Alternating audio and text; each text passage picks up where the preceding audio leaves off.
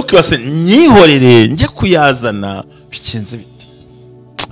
hari ukuntu umuntu akora transaction umaze kuhembwa wishyura ukiriyaringa ukabona usigara ukavuga ese ubu nakoreraga iki naruhiye ugasubira muri ya zero n'ubundi. Nguwo umwuka tugomba gukubita mu izina rya Yesu. Ubishaka aza dushyigikirane, utabishaka byihorere. Ariko ni wowe ufite akababaro. Ngo narasenze biranga. Hari ibintu rose, hari ibintu njya nanga. Ndanabyanga ariko sinanga babikora. Ngo ntako ntagize nsenga. Mpita mbona ko utigeze usenga. Oyi. Hago yasenze. Cyakora yirije ubusa. Ngo ntako ntakoze ntagira gute. Ngayo ku musozi ayo mu kabande. Umunsi rero nayahe. Banzu umenye uriwe. Umenye imbaraga zikurwanya. Umenye naho mwanza nyura. Ubihuze n'icyo ushaka. Nigo uzaba ukeneye. Ngo Yesu se kumbwira sindenze iminota ko iyo twigishanga ntabwo dushaka gutinda babyumve kugira ngo bumve isengesho dufite mu mutima. Yego. Sibabyumvise si intego y'isengesho hano tujye kubyerekeza. Urabyumva? Ariko harakandi kari profesi ngiye kuzana nta kibazo ndakongeraho indi minota mike. Harakantu kubuhanuzi ndimo numva reka muri iyi minsi ndashaka ko dusenga Imana va mu bintu ngo ibyo bitambaho ngo ibyo byose umuntu ugasanga arakubuza ko nimpumyi yari afite ubumuga bwo kutumva kutareba no kutavuga ariko si ubumuga yari afite ahubwo yari possessed. Hari ni Dayimoni hari cyari cyicayeho. Yego. Hari n'amagambo abiri y'ubuhanuzi. Hari abantu bafite ibintu byawe ariko banze kubivuga. Kubitekereza barabitekereza ndetse banakanda n'akanyenyeri atarakubaho. Yego. Usikoje umuntu agira gucyajya kugira akore kuri Yesu agatongera akabisiba. Cyangwa bakamuhamagariramo agahita bireka. Akavuga ati ndaza kuba mbikora. Wanasanga atari n'Imana itabishatse. Kumbi n'Imana ahubwo ntirabikeneye. Hari abantu bafite ibintu byawe ukwiye kubwira bakakumva ariko bafite Dayimoni itera ubumuga bwo kutumva. Ntibakumva ibibazo byawe. Nimumvaga turabafungura mu izina rya Yesu. Hari abantu bafite amaso yo kureba bareba ubwiza n'uburanga n'isura no Imana yakugize ariko amaso yarapfuye kugira ngo batakubona. Muri make tugiye gukubita no Dayimoni abafite amaso yo kureba ibyacu babiri badusubize abandi batwumve badusubizwe n'abandi batubwire dusubizwe. Haleluya. Kandi koko hari abantu bameze gutyo ku buryo nta kintu ubona nta kintu wakira ngo ariko Yesu akubise uwo mudayimoni ikintu cyabaye. Wahise abafariso bararakaye ngo akose ngo ngure ngo sibeze buri bikoze. Ubundi Dayimoni yakwirukana Dayimoni. Hari abantu bumva twararemewe kubaho gutyo. Ari uko bihuye. Ngo hari igitangaje iwanyu siko bimera. Siko bimera hari ariko noneho hari uwagura imodoka iwawe. Rero yewe rwo ntagira undeba nabi turimo turaganira. Uziko bategura imirimo yo mu bukwe cyangwa mu birori bindi usanga buri muntu harakaza umuntu yageneye. Abatera intebe baba bazwi. Abajya gutera isina hirya barazwi. Amateka kujyana gutera isina. Abasigara mu rugo baba bazwi. Dore serasa nasetse mu kamera ari guseka shabye twenge byamwishe sinago kamera. Oya aba bafite uri butera isina. Cyane. Uzi kazitera akajyana utera intebe zo hanze. Ariko byose bijyanye n'iki? N'amateka yiwanyu. Hallelujah, hallelujah, hallelujah.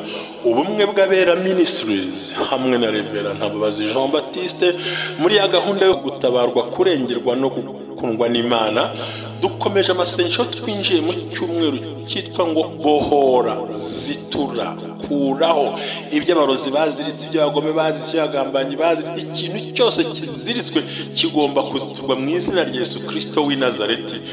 Natwe muri aya masengesho witegura kwakira ibyaziritswe byose maze ukabasha ukarengerwa. Imana nishimwe cyane kandi ni muri urwo rwego dukomeje ya gahunda yacu ya Seeds of Joy.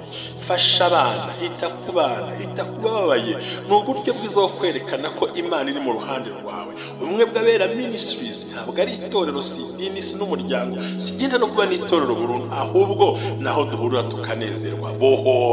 Bohoza zibuza isoko yawe. Amina, amen.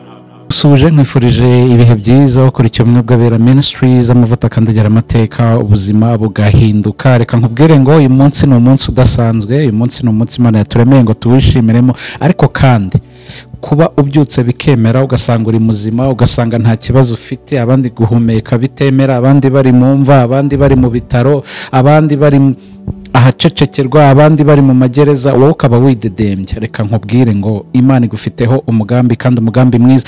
Amazina yanjye ni Jerry, nkuhaye ikaze ku bumwe bw'abera ministries. Turakomeje amasengesho Imana iri gukoreramo ibikomeye, ariko ubanza kwisobanukirwa icyo ushaka kugira ngo Imana, Yesu nakubaza ati nkukorera iki, uvuga uti ndashaka gukira.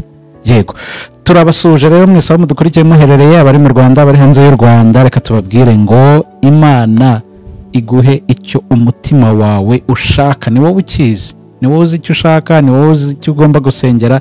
Hari byinshi bizengurutsa abantu, ariko reka tuvuge ngo hari n'ibyo tugomba gusengera kugira ngo Imana igire icyo ikora. Ndi kumwe na Prophet Silas, ariko n'ubundi mushumba nawe turacyari kumwe muri aya masengesho. Kuri telefone baraboneka bakagufasha nk'uko bisanzwe. Silas, Yesu ashimwe, waramutse? Ahimbazwe, ndashima Yesu ko meze neza muri iki gitondo. Yego, nguwe neza, ndumva mfite ibihe byiza. yego, bitewe n'amasengesho tumaze igihe turimo. Ndi kumwe n'umushumba, nicanye n'umushumba, ndi kumwe na Jerry, tumeze neza, numva meze neza. Ndabasuhuza namwe abakurikirana ubumwe bw'abera, turabashimira kandi ko mu buryo mudukunda. Silas, nongeye kugaruka mbabwira ngo mukomeze mugire ubwiza bw'Imana bukayangane kuri mwebwe, bubaheshe ibyanyu. Yego, ni byiza cyane. Hari umuntu twaganira arambwira ati mwe muvuga ibintu no mu rusengero batajya bavuga, batajya banigisha. Ni na ngombwa ko bagomba gusobanukirwa ibiri inyuma y'urusengero Payitse atavuga, kuko aramutse abivuze ibi ngibi dukunda umushumba akunda kuvuga, tuba turi ahangaha dusengera, akenshi abakristo hari igihe batakongera gusubira mu rusengero. Yego, hari umufilozofe wo muri South Africa nahoze nsoma ndeba n'amavideo ye. Njye nkunda gukurikirana ibintu byose, burya mujye mukunda gusoma munarebe ibintu byose. Aravuga ngo abarokore, ubwo yavugaga mu cyongereza ngo Christian, when they go to church, they leave the brain outside. Yes. While Muslim, when they go to mosque, leave the shoes behind. Bano kuvuga ngo abakristo cyangwa abarokore iyo bagiye gusenga ngo basiga ubwonko hanze.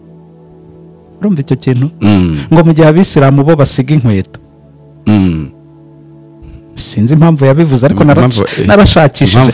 Aravuga ngo abarokore barasenga ariko hari ikirere badafata, ngo kubera iki badakoresha ubwenge. Imana irabakunda, Imana ibafiteho umugambi, ariko kuki badafata iby'agaciro bifite, ngo ubwenge baba babusize hanze. Nibyo nasomye uwo mushakashatsi yakoraga. Ariko noneho Sira, ni ibi ngibi twari turi kuvuga, abantu bagasenga umwaka 2, 2, 3, 10 ntibagire icyo bageraho, kandi agasenga, kandi akavuga ngo ijambo Bibiliya itwaturaho amagambo meza.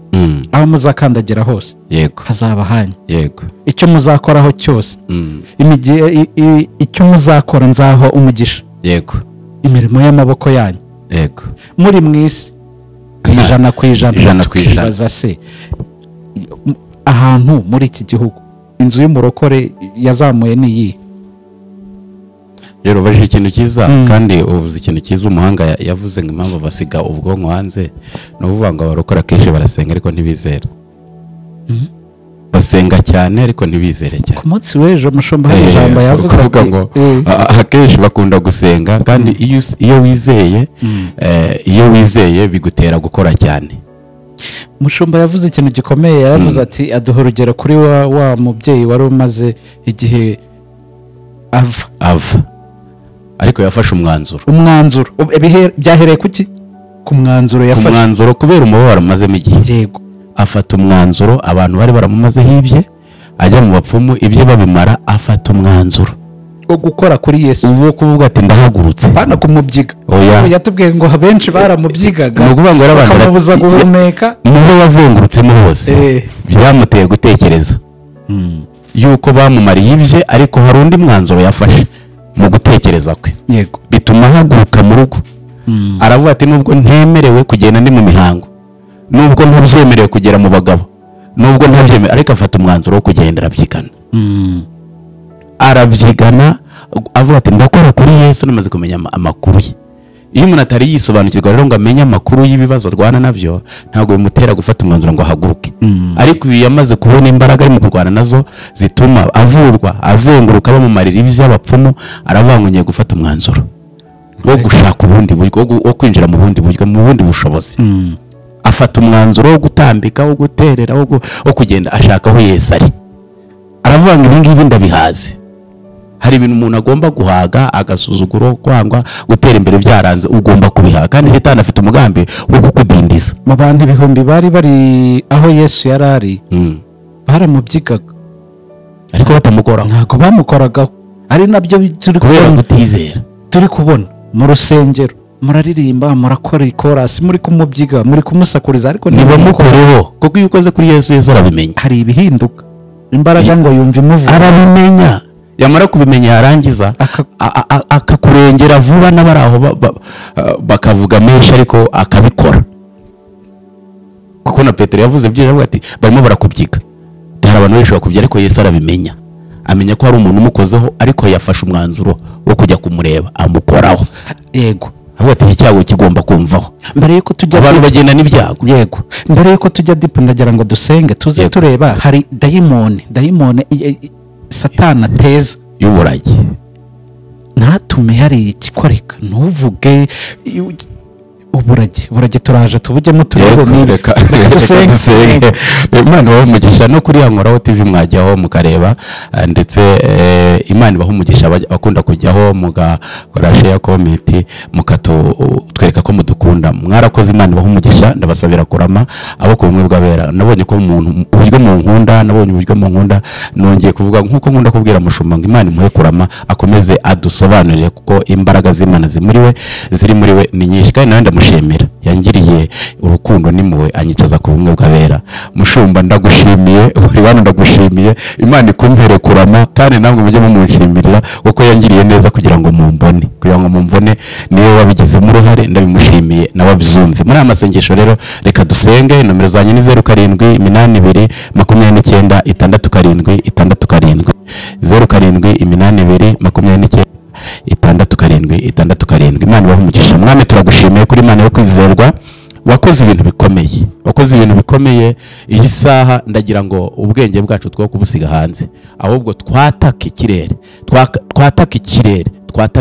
twakira ibyacu, duhagarare ku byacu, tubigenderemo, tubikoreremo, tubyicaremo, kuko Satani cyagambiriye nuko tunyaga inyenyeri, amahirwe, umugisha. Ariko iyi saha, iyi minota, ndahamagara imbaraga z'Imana ngo zikomeze kubana natwe, yaba mushumba, yaba Jerina, yaba nanjye n'undi muvandimwe uraha, n'abadukurikiranye twese. Buri muntu wese ibyo mushumba agiye kutubwira, ibyo tugiye kuvuga, buri muntu wese arushaho kubyumva, asobanukirwe, ahirwe, kandi abone umugisha uturutse muri aya masengesho. Turabishimiye kubikoze mu izina rya Yesu Kristo, amen. Amen. Urakoze cyane, tunakira mushumba kugira ngo yego turakwakire cyane. Murakoze, ndabashimiye. Imana ibahe umugisha. Yego, kandi ndanezerewe nazo numva ko muganira, kandi Yesu abagire neza cyane. Urakoze gushima, kandi urakoze, nifuza ko watera imbere n'undi ukazamuka. Imana iguhe icyo umutima wawe wifuza byose, kandi nkifuriza gutera imbere kimwe n'abandi bose. Hoje nta mwuka w'isharingira buryo. Reka icyo nzi cy'ibyanjye nta wabitwara. Ahubwo Satani yabikerereza, yashyiraho bariyeri, ariko nta watwara ibyo Imana yakugeneye. Ahubwo ushobora gupfa utabibonye kubera ko yabitindije hakurya y'uruzi. Yego. Aha rero niho nishatse kuvuga ku magambo mwaganiraga. Jane ndagushuje, na Imana iguhe umugisha. Urakoze cyane mushumba. Kuri uyu munsi rwose data wa twese akwishimira. Amen. Umunsi wa gatandatu niko nibwira. Turi muri amasengesho kandi dukomeje gusenga twegera tunezerewe. Ngira ngo uyu munsi uko mubikomojeho, ndifuza ko twirukana dayimoni ufite ibintu bitatu: ubumuga, ubuhumyi, no kutavuga. Ubumuga, ubuhumyi no kutavuga. Yego. Ubumuga bwo kugira kutabona, reka nkwereka mbisobanure neza. Ni ukuvuga ngo maze bamuzanira, ubisome wumve, impumyi, ikiragi, hani yari bamuzanira impumyi n'ikiragi, yego, ariko yabitewe na dayimoni. bamuzaniye umuntu utareba, utanumva, utanavuga. Banze mva bitatu. Ntiyarebaga, yego, ntiyumvaga, ntiyanavugaga. Ariko ngo hari cyane uvuga ngo destination ye yose yari ifitwe, ngo ariko abitewe na dayimoni. Niho usanga basoma hano mu gifaransa bakavuga ngo then has brought into him one possessed with evil. Urumva? Yari yuzuwe na dayimoni. Nyuke muri inyuma. Wanze wumve kandi twonye ko destination ni mu maso. Kugira ngo urebe nyine. Ibyo wumva nicyo uri buvuge. Kuko kumva bitera gufata umwanzuro ukwiye. Cyane. So ngo umuntu yari afite ibyo bintu bitatu. Kutavuga, kutumva no kutareba. Uyu mudayimoni shaka kumwirukana muri aya masengesho. Nagende rwose. Ndabashuhuje. Yego. Shuhuje abanyarwanda bose. Aho meduha. Se ya 9. Amakaritsiye hora ya Gasasangutiya. Zahazi hose. Za Yaounde. Mukajyasi. Yaounde urahazi se? Dahazi. Za Teta Gauche. Nageze i Musanze. Ndasuhuza n'abandi bo mu kadege tw'amayoberane hakurya iyo ngiyo na Imana bagire neza. Ansuhuza abantu biwacu cyane abinyumba, bigishamvu, bigasunzwe cya Mutumba n'andi bose turaziranye. Ndasuhuza abavandimwe bose. Imana ishimwe cyane. Ndasuhuza abarundi uhereye hano muri commune Busoni. Ugakomeza. Suhuza nabo mu Rwanda Kibyagira urahazi se? Oya, mehe. No ku Rusuzumiro. Ntago mpazi. Aho ngaho ni muri Nyamagabe. Ku Rusuzumiro? Ashara suzuma. So ndabashuhuje mwese, nshuhuje abashomeri. Bemere baguza amayinite bagakurikira ubumwe bw'abera ministries. Babwira ngo kwirirwa dusobanura inzozi nabyo ni byiza, ariko va mu kurota jya mu bikorwa. Inzozi zihinduke impamo. Haleluya. Inziza zihinduka impamo, imbi zihagarara. Yego. Ushaka bamwibuke muri aya masengesho. Ndagira ngo nuza no gukora bya jingo ujye ukora. Wibukira ijambo. Iyo uzuriwe ukamenya n'icyo ushaka. Yego. Ubu ushaka. Yego. Ako kantu tugafate gutyo. Iyo umaze kwisobanukirwa. Yego. I know who I am. Nzondi we. And what I need. Nibyo nshaka. Nzabondi we. Yego. Yeah. Hopelema. Aha ni amagambo tukwiye kumenya, numva ashaka kwinjira mu mbaraga z'umwuka wera. Cyane. Tubonye kari muri Matayo ibice 12 umurongo wa 22 ngo maze bamuzanira impumyi yari ikiragi kandi itanumva, ariko ari dayimoni byihishe inyuma. Nukuvuga ngo we yari muzima, ntabwo ari ubumuga Donatire yari afite. Yego. Banza mwumve bino bintu ariko yamaranje ariko ubwo ufashe mikoro ubwo ndebe ugiye kumva noneho nagira ngo dusesangure kino kiganiro ko ari kuwa gatandatu abantu bari mu rugo tugisesangure mwumve bino bintu. Ntabwo yari afite ubumuga, ahubwo yari afite dayimoni y'ubumuga imubuza kuvuga, kureba no kumva. Ubwe ni muzima, ariko hari icyamugiyemo kimutera ibyo byose. Ndagukurikiye. Kuko na Yesu yirukanye dayimoni, ntabwo avuze ngo nirukane uburwayi. Yirukanye umuntu cyangwa hari igihe Satani za dayimoni akaza akigira kanseri muri wowe. Abaganga bakabaga bazi bugapfa hashwanyutse. Ariko umuhanga akabona ni dayimoni yigize kanseri muri wowe. Yego. Hari na dayimoni yigira diabete. Yego. Ukajya kurya ukajya gute, ariko wasenga bagahita bakura ku miti. Kubera iki? Iyi ngiyi dayimoni yaraje ijya muri we yihindura impumyi. Imuhindura impumyi. Ari bubona hajya k'Imana yabwiye Aburahamu ngo rambura amaso y'igihugu nzaguha. Wese arareba ate? None se nyine aragenda afunga amatwi kugira ngo atumve n'abamugirira neza. Mu buryo bw'umwuka yumva bameze nk'uko ashaka kumva. Yego. No kutavuga. Kandi tuzi ko akanwa gashobora gusohora imigambi cyane. Ngo Yesu amubonye yirukana dayimoni itera ibyo. Yego. ibi mubanze mu byumve inshuti z'Imana, indwara zose turimo tubona si kari ubumuga, ahubwo ni dayimoni itera ibyo bintu. Waraza akaza ari dayimoni w'ikiragi utavuga, akaza dayimoni w'ubutindi agatura iwawe, akicara mu masafuriya, akicara ku buriri, materi igacika, akicara ku buriri, amashuka akabura, akajya mu isafuriya ukazoza, akajya mu baburi gapfumuka, akajyaho mu bibazo akahavangira, ukibasa ubu butindi buva he? Uzi ukuntu abigenza? Iyo haje ubugari yicaraho ibishyimbo biri kugira ngo urebe ifu y'ubugari uri n'inkozo kubitera. Ni ukuvuga ngo ubona imboga ukabura uburisho, wabona uburisho ukabura imboga, wabona uburisho n'imboga ukabura amakara, wabona ishati ukabura urukweto, wabona urukweto Imana. Ni ukuvuga ngo nta mwuzuro w'ibintu ufite, mbega aguteraza guhungabana. Isukari yashira, ifu y'igikoma ikaza, ifu y'igikoma n'isukari byaza, wabona umwana ukabura icyo kumuha, wabona amafaranga ukabura abana bo kubiha.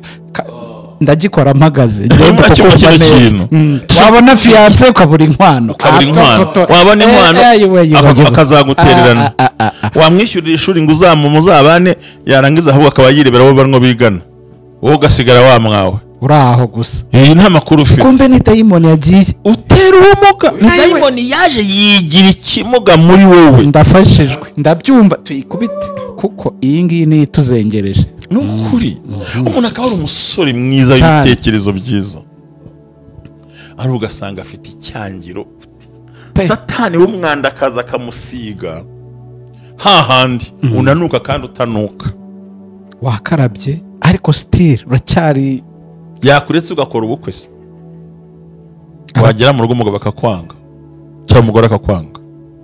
Abira twabonye Kibungo cyane, ambwa ati ntago nkorera kuri gahunda, ariko uriya wapi ngarayimwima, ariko kandi basezeranye yarayimwimye. Ubu nizo nkuru ziri gutambuka cyane, undati barabara bakurikanira murebaga. So ibyumvye bidayimoni, cyangwa se mwamara kuba mu nzu umugabo akakwanga urunuka atigeze, nkuko Amunoni yanze nde yanze wa mushiki we yagiye asamara. So urumva ibi bintu ndashaka kubwirira ijambo. Yesu yirukana dayimoni, ntabwo ari umwana wari urwaye. Iwabo bari bazi ko barwaje, abaturanyi bari bazi ko umwana arwaye, karitsiye bari bazi ko arwaye, kumba atarwaye, ahubwo ari dayimoni y'ibyo bintu bazi ko ukennye, ariko ntabwo ari wowe. Iraza ifunga amatwi, ifunga ahantu hose. Hariho dayimoni iza igahagarara ku irembo, ntagira umugisha winjira, igafunga abanyamugisha. Buryo ufunze abanyamugisha ufunze n'umugisha cyane, ubwo agafungurira abadayimoni bagenzi be, abagiripe, abinkorora, abibicurane, abibimyira, watora agafaranga, indwara zikisukiranya. Kuko burya dayimoni w'inyatsi, nongere nkosora abantu, inyatsi iba ku muntu ufite icyo afite. Udafite icyo afite ntago ari umwuka w'inyatsi, ni ubukene.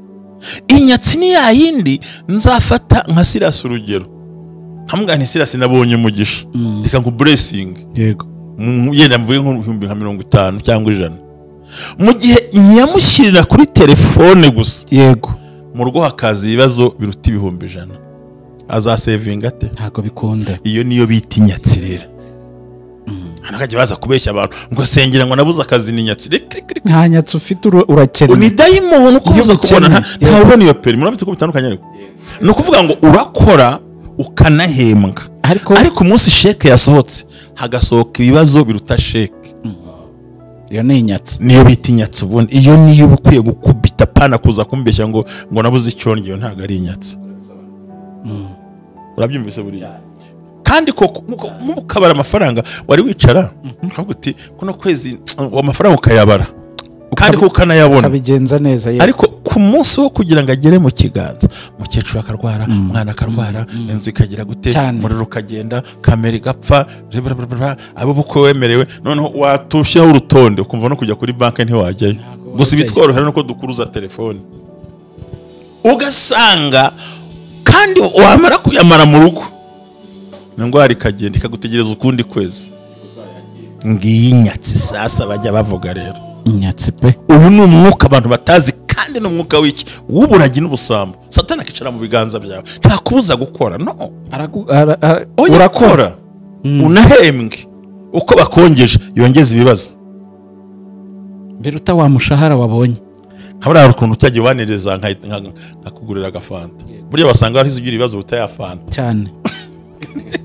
kandi ngiye kwihera agatipu ndafashijwe nkora ibintu neza nubo twara akantu gake ariko urarahira ko utasanze na satani yagateguriye ahita ashyiraho ahita atega amaboko. ndakubwira bino bintu satani nta kubuza kwiga cyavuza no gufunga diplome yawe nta kubuza gushaka ahubwo nta buzima uzagirira mu rugo nta kubuza gutonda ku kazi uratonda ugahembwa tariki yo guhembwa ikagera abayutubazi duhembwa ku itariki 21 ukabona message ya ntuza yo kuri Google warangiza kubona no kuri banki barakoherereje ariko mu gihe message kigwamo hagahita hagwamo ibibazo utafite abuzashyira noneho kibase nyihorere njye kuyazana bikenze biti hari ukuntu umuntu akora transaction umaze kuhembwa wishyura ukiriyaringa ukabona usigara ukavuga ese ubu nakoreraga iki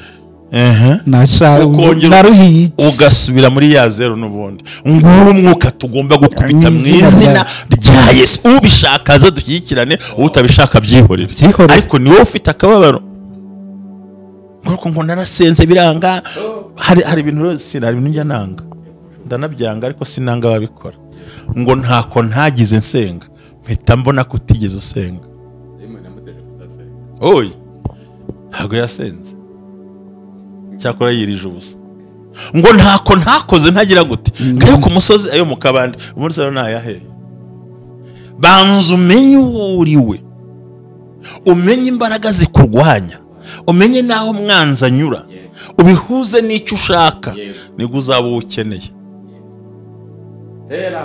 ngo Yesu se kumbwira sindenze iminota ko iyo twigishanga ntabwo dushaka gutinda babyumve kugira ngo bumve isengesho dufite mu mutima yego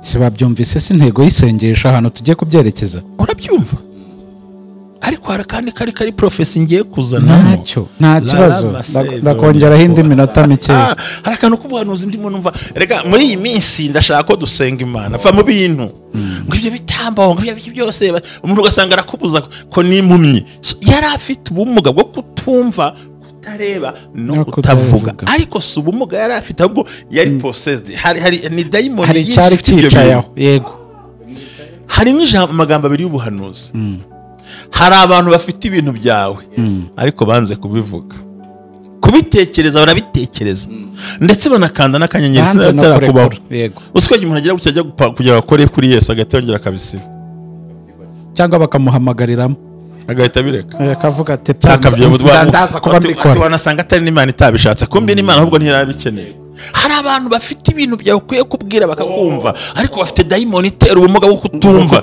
ntibakumva ntibumva ibibazo byawe ntibumva gahunda turabafungura mu izina rya Yesu hari abantu bafite amaso yo kureba bareba ubwiza n'uburanga n'isura no Imana yakugize ariko amaso yarapfuye kugira ngo batakubona muri make tugiye gukubita no dayimoni abafite amaso yo kureba ibyacu babiri badusubize abandi batwumve dusubizwe n'abandi batubwire dusubizwe haleluya kandi koko hari abantu bameze gutyo ku buryo nta kintu ubona nta kintu wakira ngo ariko Yesu akubise uwo mudayimoni ikintu cyabaye wahise abafariso bararakaye ngo akose ngo ngure ngo sibeze buri bikoze ubundi dayimoni yakwirukana dayimoni hari abantu bumva twararemewe kubaho gutyo ari uko bihuye ngo hari igitangaje iwanyu siko bimera hari ariko noneho hari uwagura imodoka iwawe rero ntagira undeba nabi turimo turaganira uzi ko bategura imirimo yo mu bukwe cyangwa mu birori bindi usanga buri muntu hari akazi umuntu yagenewe abatera intebe baba bazwi abajya gutera isina hirya barazwi amateka kujyana gutera isina abasigara mu rugo baba bazwi dore serasa nasetse mu kamera ari guseka shabye twenge byamwishe sinago kamera oya aba bafite uri butera isina cyane uzi kazitera akajyana n'utera intebe zo hanze ariko byose bijyanye n'iki n'amateka y'iwanyu oya barakuzi hari abajya kuri kuri table d'honneur, hari abahagarara ku irembo, hari n'abandi bajya kureba ko mu gikoni byahiye, hakaba n'umenyere gutera iki insina. Ibyo bikabageze gute? Birarangiye. Uzahenda utera insina ngo uhite ukaraba ugaruka. Hari n'ubona imyanda irunze bakumva ukwiye kuyiyora uwari kandi wateye insina shaho, wateye insina aho nta hantu yicara heza hose uyu nyine sawa stese uzi none abantu baramungarasese. Hari n'ababona ibishingwe bakumva ukwiye kubiyora uwari we bamushakira baramuzi ahubwo bagutuma ngo ugende umurikana akazagira gutya. Simka iyo yapfuye muri karitsiye abazwi ugomba guhamagarwa. Uyu mwuka wo kubona ikintu kampuza nacyo mu izina rya Yesu. Hakabibira kabya miliyoni nk'eshanu, yego umuntu akagushakira icya 200, kandi nawe yacyanze ngo urumva ngo hari ikirakananze ngo akira ngo mwivuganire no kwanga ntimuvuga. Batavuga giye nafite umwanya ndahuze kwa kurohe. Yego ugende uhure n'uruva gusenya utagira avance ugwe manga. Ewe bakabona ingiga y'igitatu wacyasa ni kanaka niwe ufite imbaraga. Ati yafite ishoka biramubera. Bajyaga bandi bamwitorero ngo nta wundi wajya mu midugudu igoranye ngo hagende nta mbabazi. Nuko kandi nkunda umuziki, nkunda ibyuma, ntibatumaga njya mu rusengero rwuzuye mw'ibyuma ngo ngenzi guhanga. Kandi nagira nkabikora koko. Nigeze kwifuza kuba mu rusengero rufite ibikoresho n'ibyo, ariko wapi hari naho nabiguze ku Gikongoro barahankura. Ngo ninjye nshoboye kujya guhanga. Naremeye guhanga sinjye ahagaragara. Uyu mwuka batwumve neza. Hari n'igihe shobuja akwimisha promosiyo, haza ahantu heza ho kujya kwiga bati nimumurekura uruganda rurahagarara, nimurekura akazi karapfa, mwigiraho mu mujyana. Ubwo ntushubijwe inyuma. Nimurekura se ari we uzi gutera ipasi biragenda bite? Nicyo nyine ugasanga abantu baragutsikamiye kuko nirukanye Dayimoni. Izina rya Yesu rwose. Kose zikagusiga amashuri akagusiga ati ntabwo twamurekura. Ibintu byahomba uriya niwe ushoboye bino. Ushoboye. Yoza imodoka ipine rikayaga. Ntabwo twamutanga. Ariko nyamara ntwaye nabo umuntu muzima.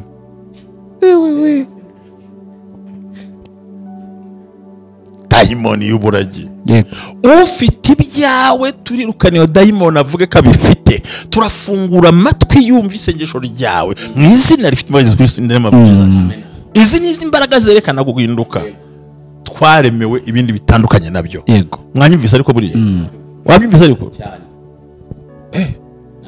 Kubona umwanda kumva njye nkwiye kuwuyora.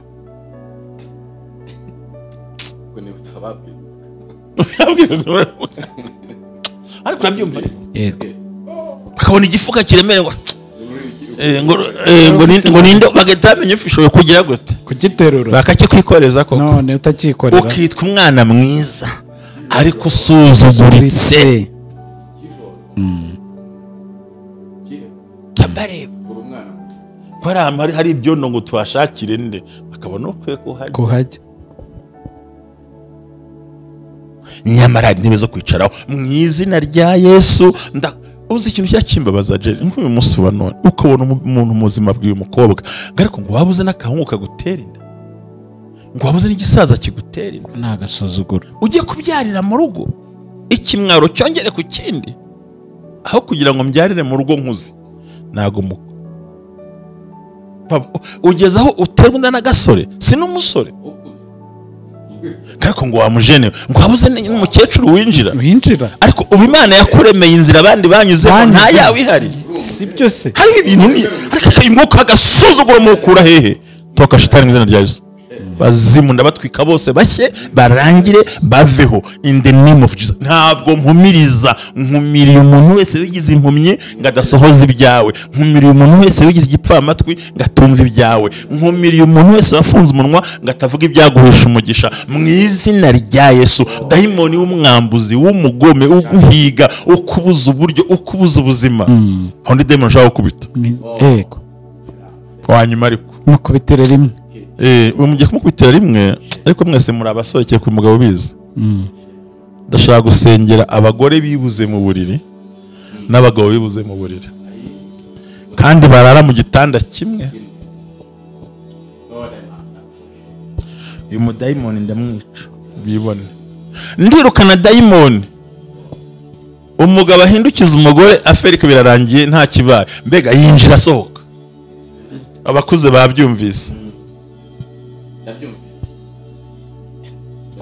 Muri make ntashobora gutyo ndabirangije. Imana yo kugira nirukanye uwo mudayimoni mu izina rya Yesu, uwo mu buriri, uwo kwirembo, ahantu hose, uwo kubuza amahoro, uwo kwambura ijambo, uwo gusuzugura, uwo gukengera, uwo kugira mu gukengera mu izina rya Yesu. Mubise hasi imbaraga z'abadayimoni bose in the name of Jesus. Amen. Amen.